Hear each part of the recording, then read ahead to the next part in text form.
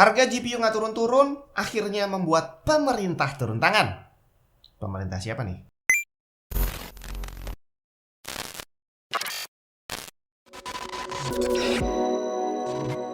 Halo semua, Juni mana?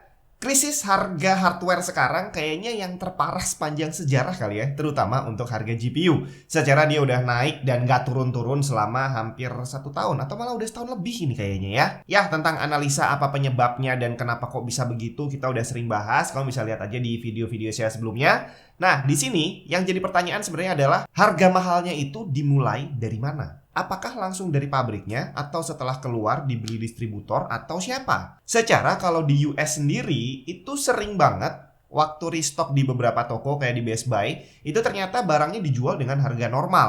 Walaupun setelah itu langsung habis dibeli sama orang. Jadi kemungkinan saat keluar dari pabrik harganya masih nggak terlalu mahal.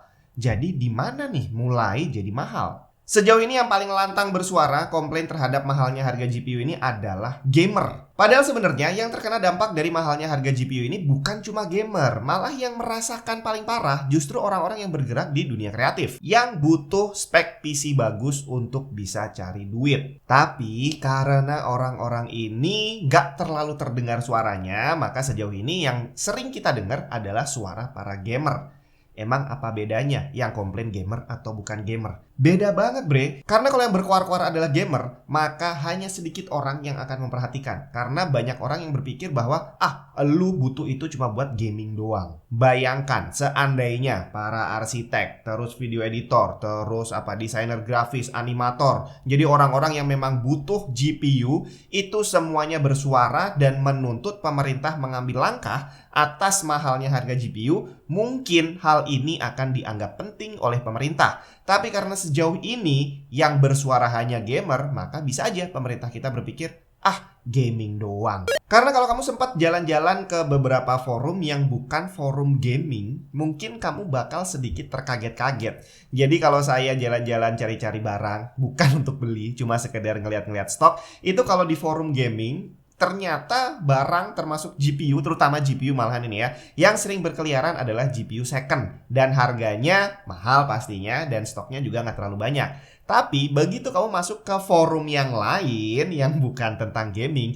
ternyata stoknya banyak banget. Di sana banyak orang yang jualan GPU bertumpuk-tumpuk, kondisi baru dengan harga luar biasa mahal. Dan ternyata banyak juga yang langsung ngeborong. Untungnya pemerintah mulai ambil langkah terhadap masalah ini. Tapi sekali lagi jangan baper dulu karena ini juga bukan pemerintah Indonesia. Retailer Indonesia yang menjual GPU dengan harga mahal kemungkinan bukan tangan pertama. Artinya saat mereka dapat barang sebenarnya juga udah dapat dengan harga yang lumayan tinggi, bukan harga normal.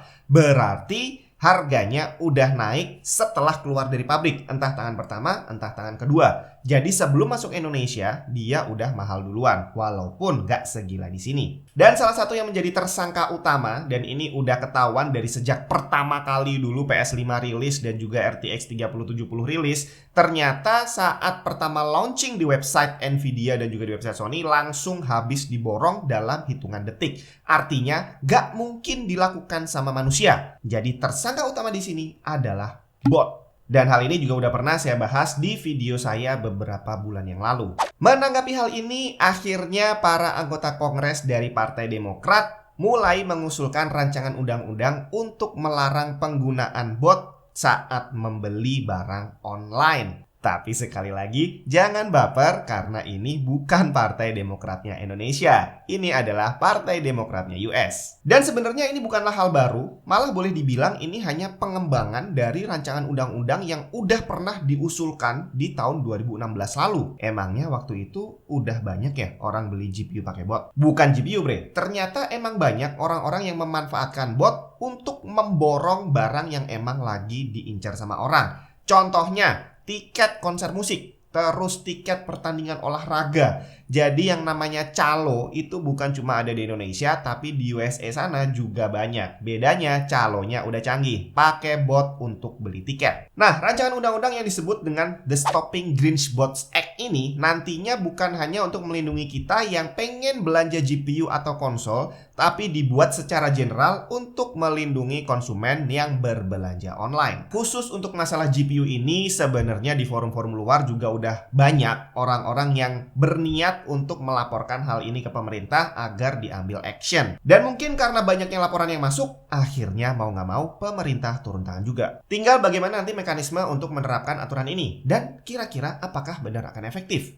Secara kalau kita lihat kemarin yang dilakukan oleh pemerintah Cina melarang semua hal yang berhubungan dengan cryptocurrency di negara mereka, terbukti tidak berhasil menurunkan harga GPU. Walaupun para miner di Cina itu diusir, terus kegiatan trading kripto juga dilarang, ternyata tidak menghentikan mereka untuk terus melakukan kegiatannya. Mereka tinggal keluar dari Cina, pindah ke negara lain yang ternyata masih banyak yang mau menampung. Sama halnya di Indonesia. Mungkin fatwa haram MUI kemarin itu bisa jadi salah satunya karena ada masukan tentang harga GPU. Kita nggak tahu. Tapi kayaknya juga nggak akan bisa berdampak banyak. Bahkan Cina yang secara hukum tegas menindak tentang cryptocurrency 100% ya, ternyata nggak berhasil. Apalagi di Indonesia yang ancamannya cuma dosa. Bukan saya mengentengkan dosa, enggak. Tapi kita udah buktikan sendiri bahwa orang lebih takut di penjara daripada masuk neraka. Ditambah lagi, fatwa haram ini hanya berlaku untuk orang Islam doang di Indonesia. Jadi orang Islam yang di luar Indonesia, cryptocurrency nggak haram buat mereka.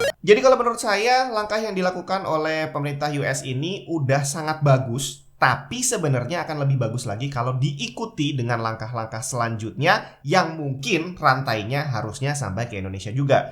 Karena kalau ini hanya berhenti di USA, maka yang bisa merasakan manfaatnya hanya warga negara US doang. Mereka bisa dapat barang dengan harga murah. Sedangkan untuk Indonesia, hal ini justru akan semakin memperkaya scalper. Mereka bisa beli barang murah dari USA, tapi saat dijual di Indonesia masih dipasang dengan harga yang semahal sekarang. Karena di Indonesia tidak ada yang melarang hal itu.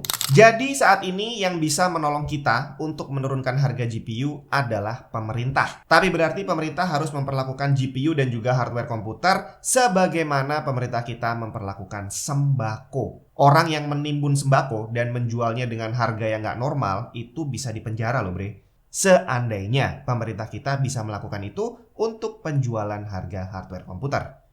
Kira-kira bisa nggak ya?